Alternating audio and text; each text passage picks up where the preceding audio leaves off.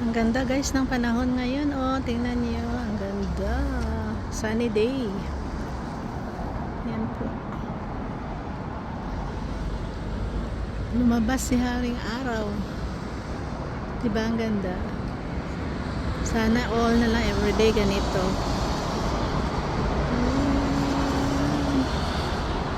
Yan po.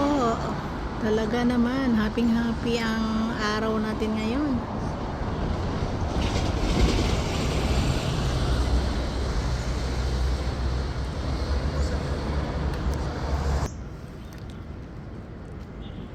Parang ano na talaga guys, baka patapos na rin yung taglamig kasi nga ang init ngayong araw na to.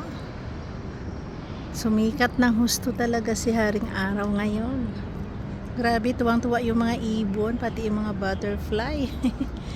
Nagliparan na naman. Diba guys, ang ganda. Tingnan nyo oh. Ayan.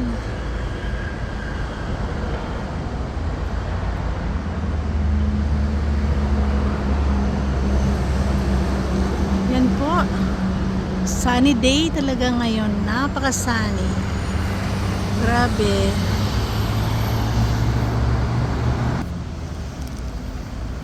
Ano nga ba yung pangalan ng ano na to guys?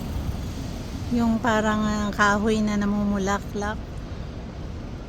Naalala ko kasi dati sa probinsya, 'di ba, pag Mayo.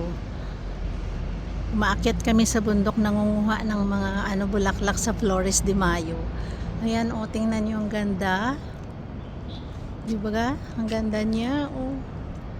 Ayan, hindi pa rin dito kasi guys, yung mga kahoy talagang parang hindi yan talaga nila pinapakialaman. Hindi kagaya diyan sa atin na kung hindi nila gawing uling yan, ako po. Wala na talaga. Ayan, ang ganda. Thank you for watching. Bye.